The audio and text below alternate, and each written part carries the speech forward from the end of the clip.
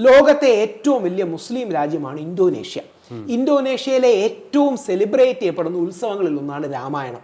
ഇന്തോനേഷ്യയിലെ currency നോട്ടുകളിൽ പൂണൂൽധാരിയായ ഗണപതിയുണ്ട്. ഇന്തോനേഷ്യയിലെ ഫ്ലൈറ്റിന്റെ ഇന്നത്തെ പേര് ഇന്ത്യയിൽ എയർ ഇന്ത്യ പോലെ ഗരുഡ ഇന്തോനേഷ്യ. അപ്പം ഗരുഡൻ നമ്മുടെ എന്ന് പറഞ്ഞാൽ അവരുടെയും കൂടെയാണ്. ഒരു കൾച്ചറൽ സിമിലാരിറ്റി ഇല്ലേ? ഈ കൾച്ചറൽ സിമിലാരിറ്റി ഫാസിനേറ്റ്. രാമായണമാണ് അവിടെ. രാം മുഹമ്മദ് എന്ന് പറയുന്ന വളരെ നോർമൽ പേരാണ് അവിടെ. സീത, ബാങ്ക്, ഗണേശ. അപ്പൊ ഈ കൾച്ചറിനെ എക്സ്പ്ലോർ ചെയ്യുന്നത് ഹിസ്റ്റോറിക്കലി അതിനൊക്കെ എക്സ്പ്ലനേഷൻ ഉണ്ടല്ലോ. അല്ല, എക്സ്പ്ലനേഷൻ എല്ലാത്തിനും ഉണ്ട്. ആ എക്സ്പ്ലനേഷൻ തരേണ്ടത് മാത്രമേ പറഞ്ഞുള്ളൂ. ഇത് അവിടെയാണ് ഇത് അൺഎക്സ്പ്ലെയിനബിൾ ആയ സൂപ്പർ നാച്ചുറൽ ഫിനോമിന ഒന്നും അല്ല. Historically we are connected as a people. ഉദാഹരണം ഇറാൻ എന്ന രാജ്യത്ത് അസുർ എന്ന് പറഞ്ഞാൽ നല്ലവൻ എന്നാണ് അർത്ഥം. ദേവ് എന്ന് പറഞ്ഞാൽ ചീത്തവൻ എന്നാണ് അർത്ഥം. അപ്പം പണ്ട് മിക്കവാറും ഈ അസുരന്മാരും ദേവന്മാരും രണ്ട് വിഭാഗങ്ങളായിരുന്നിരിക്കും. ഇവരുടെ ഫൈറ്റാണ് പലപ്പോഴും